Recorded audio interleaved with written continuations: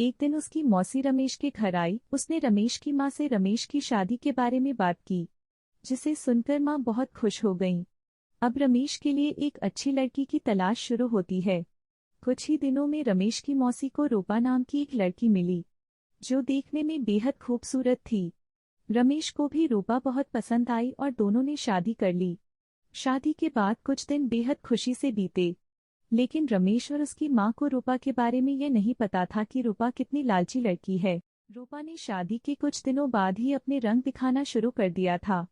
वह महीने में कई बार किटी पार्टी जैसे सोमराह में जाने लगी, जिसके लिए रूपा हर पार्टी में नए कपड़े और कीमती जेवर पहनती थी। जब रूपा के नए गहने और कपड़े खत्म हो जाते थे, तब रूपा अपने पति की कमाई से नए कपड़े और गहने खरीद लेती थी, जिससे रमेश के घर में झगड़ा शुरू हो गया था। कई बार ऐसा होता कि महीने का राशन लाने के लिए जो भी पैसे होते थे, उन पैसों से रूपा अपने लिए कपड़े और गहने खरीद लेती थी। रूपा ने शादी के कुछ दिनों बाद ही अपने रंग दिखाना शुरू कर दिया था। वह महीने में कई बार किटी पार्टी जैसे सोमराह में जाने लगी, जिसके लिए रूपा हर पार्टी में नए कपड़े और कीमती जेवर पहनती थी। जब रूपा के नए गहने और कपड़े खत्म हो जाते थे, तब रूपा अपने पति की कमाई से नए कपड़े और गहने खरीद लेती थी, जिससे रमेश के घर में झगड़ा शुरू हो गया था।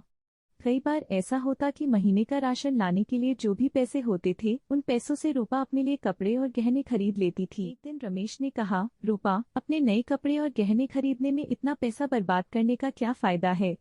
आपको सोचना चाहिए कि आपके पति की इतनी कमाई नहीं है कि आप एक महीने में 10 बार किटी पार्टी में जाने के लिए नए नए आभूषण खरीदकर खर्च कर सकें।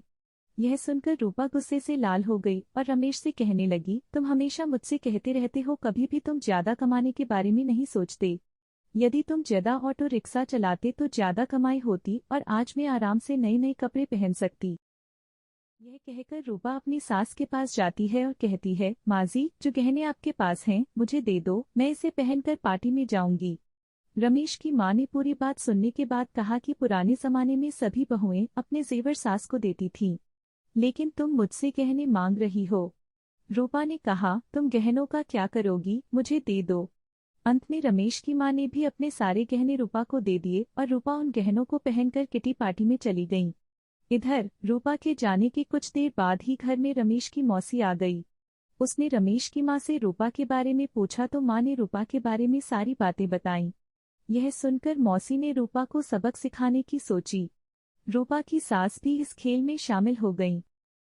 रमेश की चाची घर का सारा राशन और सामान अपने घर ले गईं और थोड़ी देर में अपने सारे गहने और नए कपड़े ले आईं। गहने और कपड़े लाकर उन चीजों को घर की अलमारी में और कुछ को रसोई में रख दिया और अपने घर जाने लगी। जाते समय रूपा की सास से कहा कि जब रूपा घर आएगी तो यह जेवर देखकर वह तुमसे कुछ पूछेगी, तुम उसका अच्छे से उत्तर देना। उसके कुछ ही समय बाद रूपा किटी पार्टी से घर आई और अपनी अलमारी में सभी नए गहने देखकर बहुत खुश हुई।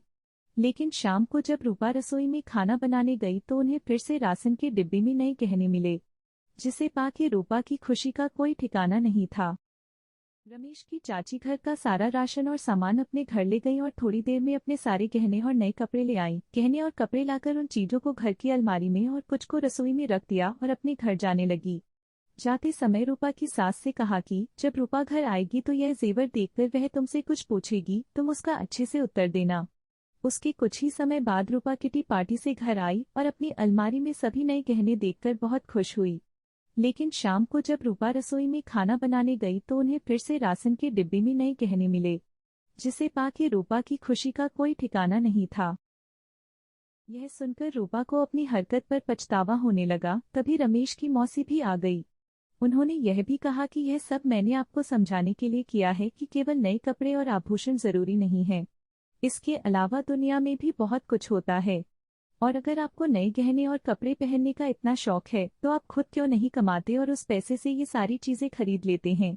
सारी बातें सुनने के बाद रूपा को अब सब कुछ समझ में आ गया। अब से उसने फिर कभी ऐसा नहीं किया और अपने पति के कमाए हुए पैसे में खुशी खुशी रहने लगी।